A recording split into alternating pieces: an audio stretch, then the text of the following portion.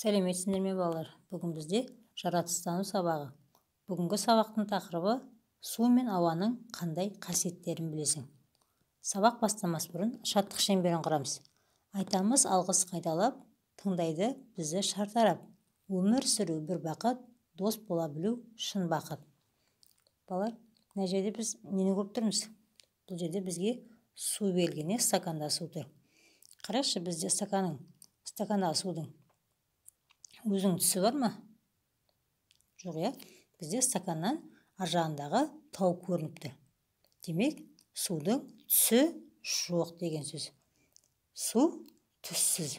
Оны білу үшін екі стаканға шыны ыдысқа біреуіне сүт, біреуіне суды құйып қойып, қасық салып көрсек, судағы қасық көрінеді да, сүттегі қасық бізге сыртынан көрінбейді екен. Содан біз судың түссіз мөлдір екенін білеміз. Одан кейін табиғатта судың үш түрі бар. Біз ішетін суды ғана білеміз, ол сұйық түрі. Одан кейін шайнақ қайнағанда біз аузынан ұшып шыққан буды байқаймыз, бұл судың бу түрі. Одан кейін қатқан мұзды көреміз. Бұл судың үшінші қатты күйі.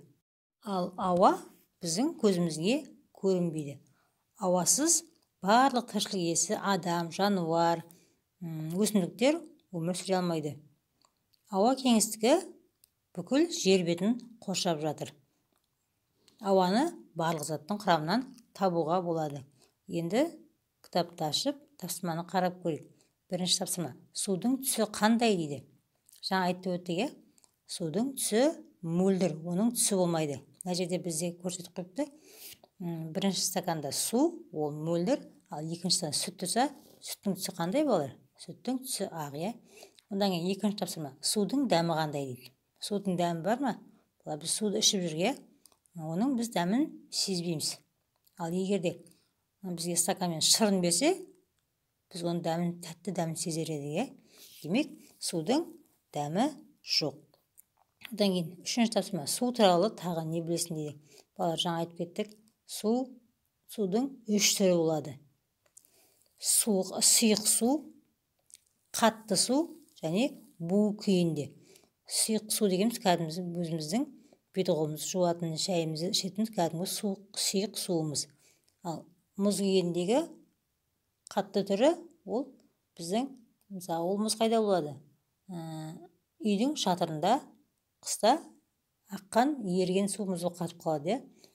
Одан кейін бу түріндегі, жаңа айтып өттік, шайнақ қайнағанда аузынан шығатын буды біз ұстай алмаймыз, Осы бу түрі екен. Одан кейін кітаптың екінші бетінде төртінші тапсырма. Ауасыз өмір сүре аламыз ба дейді. Ауасыз өмір сүре аламыз ба? Ол үшін мынандай жасап көрейікші. Алдымен терең тыныс алайық, Одан кейін оны шығарайық.